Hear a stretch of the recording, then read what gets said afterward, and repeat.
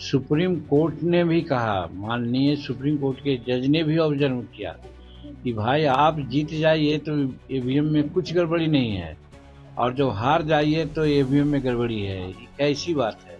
तो यहाँ ईवीएम नहीं था खराब क्या? अब एनडीए के लोग तो कोई नहीं कह रहे हैं कि एनडीए तुम्हारे खराब था। तो इसी तरह से वो लोग तो टेक्नोलॉजी में विश्वास करते हैं, और यही भ्रामक भ्रामक बात प्रचार कर करके वो जनता को भ्रमित करते हैं। उनके पास कोई इशू तो है नहीं। यहाँ का वादा नहीं, प्रधानमंत्री के सामने कहा था कि हमारी कड़ाही खाली है महोदय, एक गया को और बोध गया को कॉरिडोर बना देते हैं तो हमारी कड़ाही भर। देखिए, हम क्या कहेंगे, आप लोग मीडिया के लोग हैं, आप लोग इसको प्रचारित कीजिए।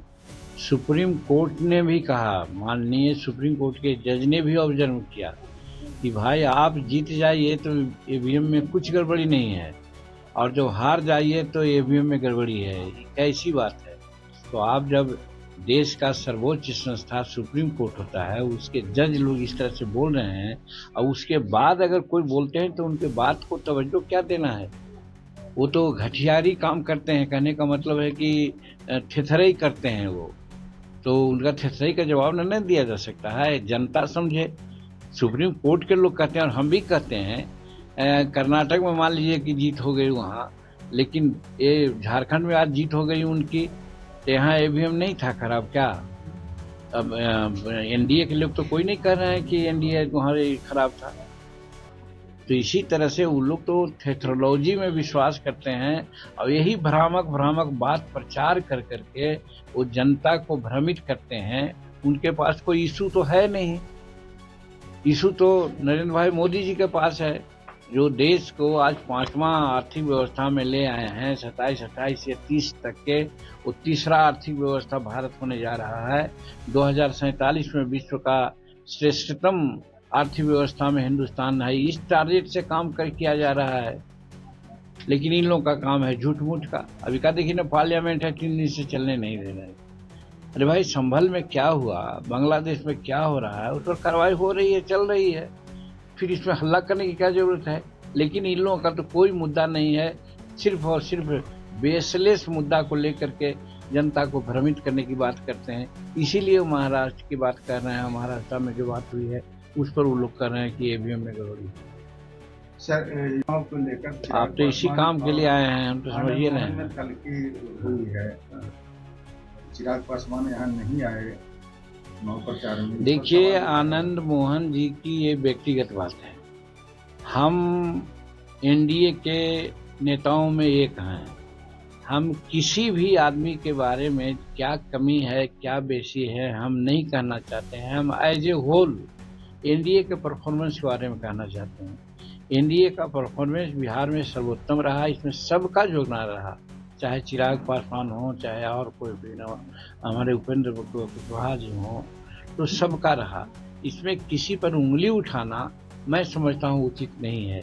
अगर उठाई गई है उंगली तो उनका व्यक्तिगत मामला है कि उनकी पत्नी चुनाव लड़ रही थी पार्लियामेंट में, वो 3 बार बुलाए थे उनको, और उनके लिए स्टेज वगैरह बना के तैयार रखे थे।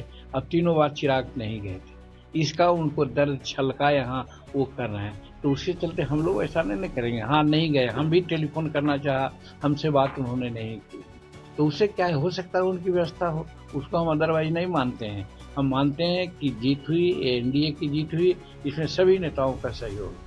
आपका लगातार क्यों कह रहा है कि गया के लिए जो वादा किया वो हम पूरा कर रहे हैं? तो आप देख नहीं रहे का, यहाँ का वादा नहीं, प्रधानमंत्री के सामने कहा था कि हमारी कड़ाही खाली है महोदय, एक गया को और बोध गया को कॉरिडोर बना देते हैं तो हमारी कड़ाही भर जाएगी। आज कड़ाही भर दिया उन्होंने। फिर अमृतसर कोलकाता एक्सप्रेस वे जा रही है, फिर बक्सर और वैशाली एक्सप्रेस जा रही है। क्रॉस रोड पड़ रहा है डोभी और बोधगया के बीच में। इसी के लिए गया को उन्होंने इंडस्ट्रियल हब बनाने की घोषणा कर दी है। इसके लिए प्रधानमंत्री को धन्यवाद देते हैं। फिर आपने अभी देखा कि भारत चट्टी सहित 2 जगहों में बीज इलेक्ट्रिक प्लांट लगा दिया गया, जिससे बहुत फायदा है।